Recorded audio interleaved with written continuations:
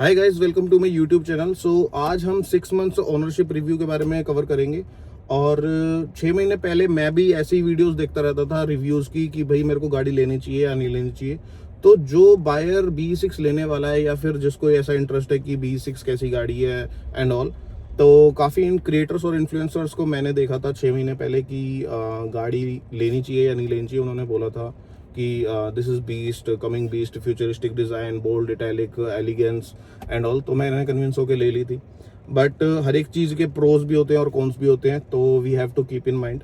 तो मेरे पास कुछ क्वेश्चंस हैं आज, और उन क्वेश्चंस को मैं कवर करूंगा। अगर आप B6 खरीदने का सोच रहे हो तो इस वीडियो को स्किप मत करना बिल्कुल भी, पहली बात। तो आज मेरी B6 को यूज़ करते हुए लगभग 6 महीने हो चुके हैं। और इस दौरान मैंने सिटी में भी ड्राइव करी है, मैंने हाईवे पे भी ड्राइव करी है, फास्ट चार्जिंग भी यूज़ करी है, स्लो चार्जिंग भी यूज़ करी है, एवरीथिंग A to Z। तो इस वाले पार्ट में हम क्या कवर करेंगे, पहला तो मेरा परचेजिंग एक्सपीरियंस कैसा था। तो जो परचेजिंग एक्सपीरियंस था, कार डिलीवरी एक्सपीरियंस, वो सो गुड। अब महिंद्रा बहुत ज़्यादा फोकस करने लग गया है। अभी रिसेंटली जब मैं वीडियो कैप्चर कर रहा हूँ तो मेरे पास एक कॉल भी आया था महिंद्रा की तरफ से फॉर द सर्वे कि आप कैसा फील करते हो, डिसएडवांटेजेस क्या लगी आपको, एडवांटेजेस क्या लगी, सारी चीज़ें ऑनेस्ट रिव्यू मांग रहे थे। वो बिल्कुल बहुत ज़्यादा ध्यान दे रहे हैं। वो ईवी पे बोर्न इलेक्ट्रिक इनका टैग लगा हुआ है। तो पहला तो परचेजिंग एक्सपीरियंस था। परचेजिंग एक्सपीरियंस वो सो गुड। मैंने रात को डिलीवरी ली थी और स्टाफ वो सो गुड। मैंने दिल्ली से गाड़ी ली थी। एंड देन सेकंड क्वेश्चन लोग पूछते हैं आपको सबसे ज़्यादा इसमें क्या पसंद आता है। तो I think design and interior, no car can beat this car B6।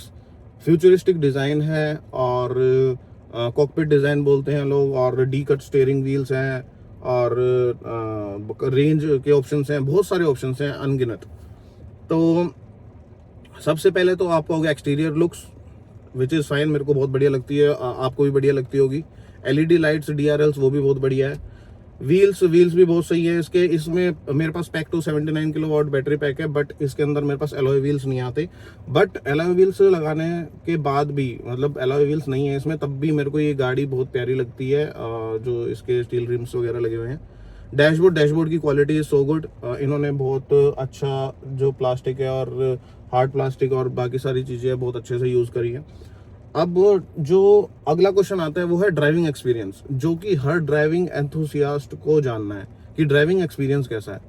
मैं लिटरली गाड़ी में जब बैठता हूँ तो मेरे को कभी भी ऐसा फील नहीं होता कि मेरे को गाड़ी निकाल देनी चाहिए, कि भाई 6 महीने चलाऊंगा, साल भर चलाऊंगा, उसके बाद गाड़ी निकाल देता हूँ।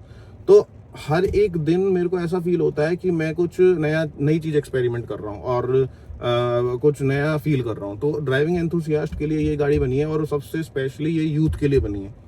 अगर कोई फैमिली ट्रैवलिंग कार ले रहा है तो वो XUV9 ही पर जाए। उसमें थोड़ा कंफर्ट इससे ज़्यादा बेटर मिल जाता है आपको, ये क्योंकि थोड़ी सी कॉम्पैक्ट है।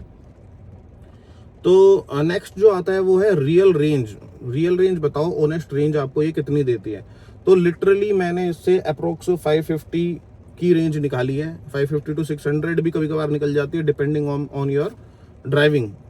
मैं इसको L1, L2, L3 3 regeneration modes होते हैं इसके। तो मैं हर एक जनरेशन मोड पे इसको ट्राई करता हूँ। ट्रैफिक पे L3 चलाता हूँ, और डिफरेंट मोड्स, उसकी मैं वीडियो लाऊंगा तो आप चेक करना। देन क्वेश्चन आता है हमारा चार्जिंग एक्सपीरियंस। तो चार्जिंग एक्सपीरियंस हमारा, इसको मैं 3 पार्ट में डिवाइड करूंगा। पहला हो गया होम चार्जर, दूसरा हो गया फास्ट चार्जर, और तीसरा हो गया आपका दोनों के कंपैरिजन में चार्जिंग कॉस्ट कितनी होती है। तो अगर आप ईवी ओनर हो तो कमेंट में बताओ कि एक फुल चार्ज में कितना खर्चा आ सकता है। घर पे 3.3 किलोवाट से भी आप चार्ज कर सकते हो, जो कि पोर्टेबल चार्जर है। और देन हमारे पास 7.2 किलोवाट पर आवर वाला चार्जर आता है। देन हमारे पास आता है 11 किलोवाट। 11 किलोवाट जो है उसके लिए हमें 3 फेज कनेक्शन चाहिए होता है घर पे, जो हर किसी के नहीं होता। तो I prefer 7.2 kilowatt, rather I would prefer 3.3 kilowatt. अगर आपको एमरजेंसी नहीं है, रोज आप ऑफिस नहीं ट्रैवल कर रहे, रोज आप कम्यूट नहीं कर रहे, तो I think 3.3 kilowatt is best, क्योंकि इलेक्ट्रिसिटी भी कम कंज्यूम होती है और बैटरी लाइफ भी बहुत सही रहती है इसकी। देन आती हैं कुछ प्रॉब्लम्स। अब बात करते हैं उन चीज़ों की जो मुझे बिल्कुल पसंद नहीं आई। इसमें जो चीज़ मुझे पसंद नहीं आई वो भी है इसमें, ऐसा नहीं है कि कोई गाड़ी परफेक्ट है।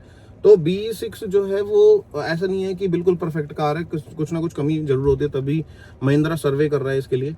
तो एक तो मुझे ये लगता है कि इसके अंदर सॉफ्टवेयर बग्स बहुत आते हैं, मुझे इसका जो सॉफ्टवेयर का अपडेट है वो बहुत कराना पड़ता है। दूसरा इसका हो गया वायरलेस चार्जर इतना बेकार है। मैं गाड़ी पे जो फ़ोन चार्जिंग पे लगाता हूँ तो बहुत मुश्किल से ये पकड़ता है। आई डोंट नो इन्होंने कैसे क्या बनाया है।